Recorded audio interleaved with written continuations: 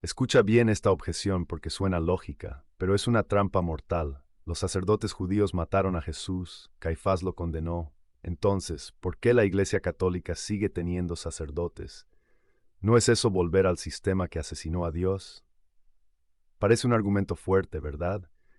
Pues en los próximos 30 minutos te voy a demostrar que este argumento es una falacia infantil de generalización. Te voy a mostrar 4 versículos donde Jesús mismo instituye un nuevo sacerdocio, 3 testimonios de cristianos que vivieron justo después de la muerte de Cristo, obedeciendo a sus sacerdotes, y la profecía del Antiguo Testamento que los protestantes no pueden explicar. Al final del video tendrás que admitir algo incómodo. Si rechazas al sacerdote católico, estás rechazando al mismo Jesús que lo envió. ¿Listo para la verdad? Quédate. Los hermanos separados dicen, en el Nuevo Testamento ya no hay sacerdotes. El velo del templo se rasgó. Los sacerdotes del tiempo de Jesús eran corruptos y enemigos de Dios. Llamar sacerdote a un líder cristiano es un insulto a la obra terminada de Cristo. Todos somos sacerdotes ahora. Y sí, hay un punto donde tienen razón. Todos los bautizados somos parte del sacerdocio real y tenemos acceso directo al Padre. Nadie niega eso, es doctrina católica. Pero fallan aquí. Confunden el sacerdocio levítico, el de Aarón, el de los sacrificios de animales, el que condenó a Jesús, con el sacerdocio ministerial que Jesús fundó en la última cena. Cometen el error de pensar que porque una palabra se usó para los enemigos de Jesús, entonces el oficio es malo. Eso es como decir que porque hubo jueces corruptos que condenaron a inocentes, no deberíamos tener jueces hoy. O porque Poncio Pilato era gobernante, todo gobierno es del diablo. Es absurdo. Jesús no vino a abolir el sacerdocio, vino a transformarlo y perfeccionarlo. Vamos a la Biblia para destruir esta confusión con la palabra de Dios. Primero, la profecía olvidada. Isaías capítulo 66, versículo 21. Hablando de los tiempos futuros, de la nueva alianza con los gentiles nosotros, Dios dice, y tomaré también de ellos para sacerdotes y levitas, dice el Señor. Ojo, Dios promete tomar sacerdotes de entre los no judíos. Si en el Nuevo Testamento no hubiera sacerdotes ministeriales, esta profecía de Dios sería mentira.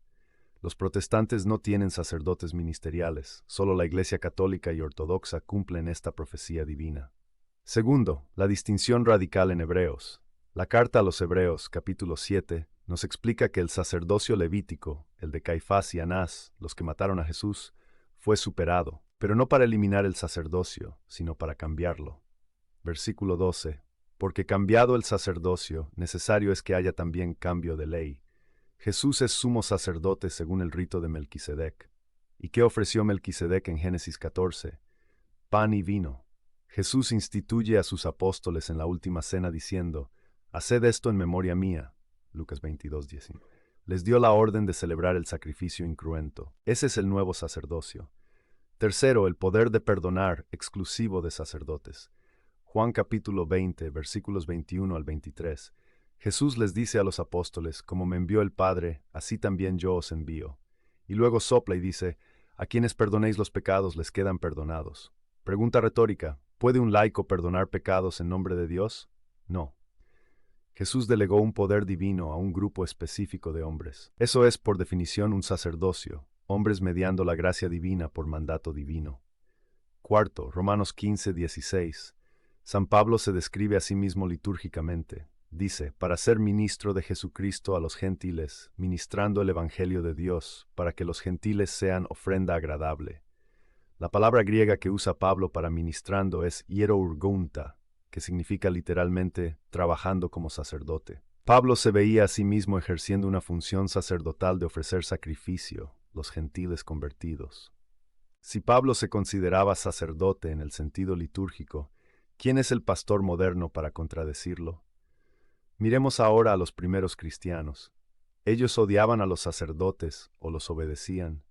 San Ignacio de Antioquía, discípulo del apóstol Juan, escribió esto alrededor del año 107 después de la muerte de Cristo, apenas una generación después de los apóstoles. Seguid todos al obispo como Jesucristo al Padre y al presbiterio, los sacerdotes, como a los apóstoles. Ignacio usa la palabra presbiterio. De ahí viene nuestra palabra preste o presbítero, que en español derivó a sacerdote. Para Ignacio, obedecer a los sacerdotes era obedecer a los apóstoles. No había contradicción.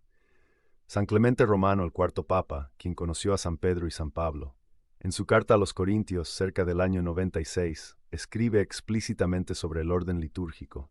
Al sumo sacerdote, el obispo, se le han confiado sus propios oficios litúrgicos. A los sacerdotes se les ha asignado su propio lugar. El laico está obligado por las ordenanzas laicas. Clemente hace un paralelo directo entre la jerarquía del templo y la jerarquía cristiana. No veía el sacerdocio como algo abolido, sino cumplido en la Iglesia. Estos hombres murieron devorados por leones por fidelidad a Cristo. Vamos a decir que ellos, que aprendieron de los apóstoles, estaban equivocados, y el pastor que fundó su iglesia en 1980 tiene la razón. La verdad católica es apostólica. Aquí está la contradicción interna, la trampa lógica donde cae el argumento protestante.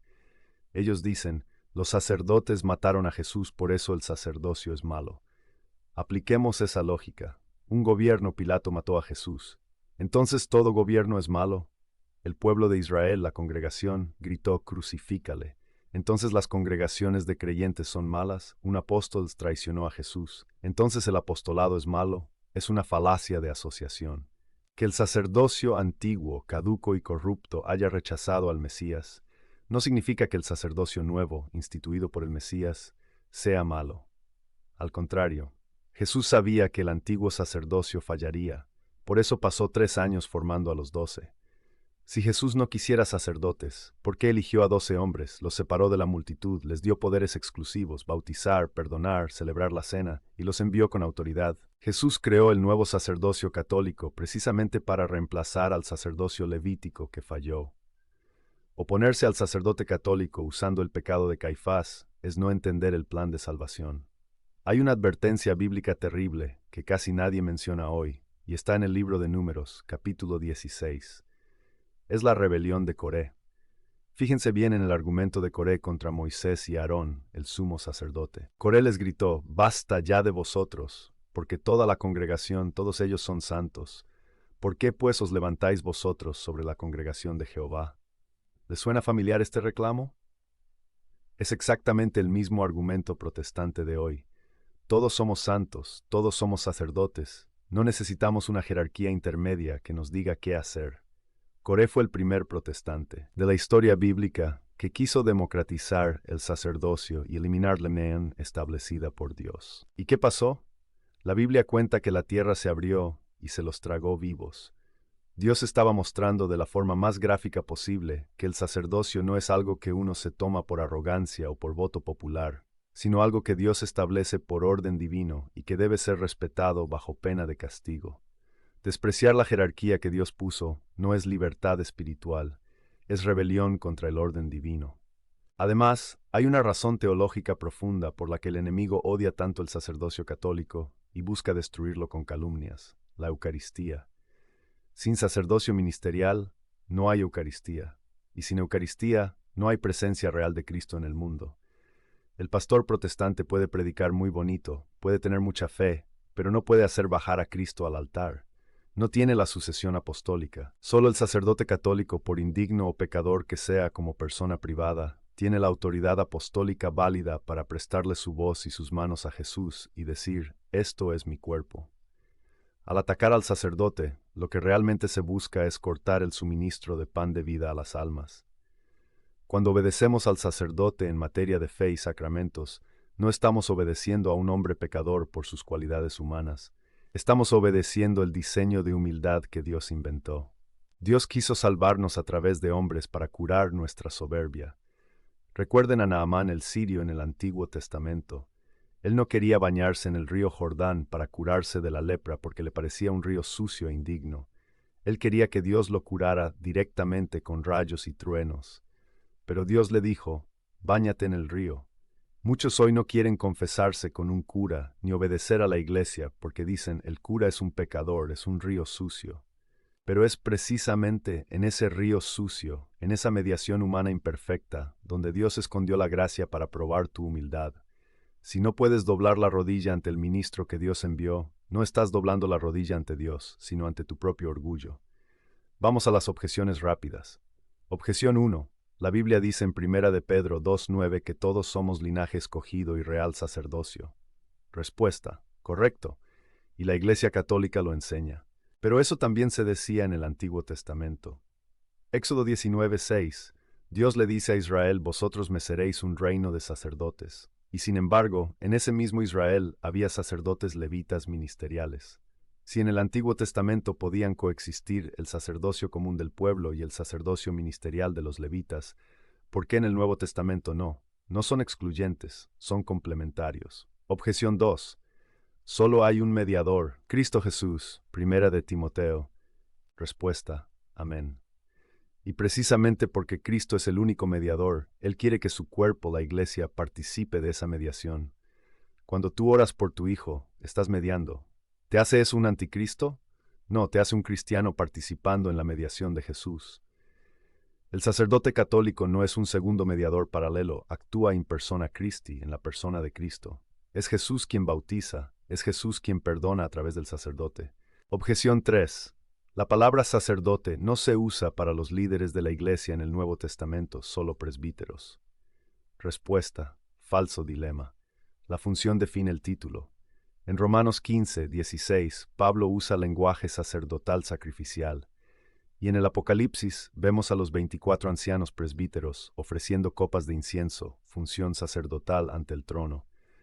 La Iglesia primitiva entendió desde el día 1 que el presbítero de la nueva alianza cumple la función sacerdotal de ofrecer el sacrificio de la Eucaristía. Decir que no debemos obedecer a los sacerdotes porque Caifás mató a Jesús es una mentira histórica y teológica. Jesús abolió el sacerdocio de Aarón, pero instituyó el sacerdocio de los apóstoles. Cumplió la profecía de Isaías tomando sacerdotes de entre las naciones. Te pregunto directamente, cuando Jesús dijo: a quienes perdonéis los pecados, quedan perdonados, ¿a quién le hablaba? No le hablaba a la multitud, le hablaba a sus sacerdotes. Si tú no tienes un sacerdote que te perdone los pecados en nombre de Cristo, estás desobedeciendo el mandato explícito de Jesús en Juan 20. ¿Cuándo vas a dejar de seguir interpretaciones humanas que te alejan de los sacramentos que Jesús pagó con su sangre? Comenta tu respuesta. ¿Vas a seguir la tradición de hombres que odia el sacerdocio o la tradición apostólica que lo venera como institución divina?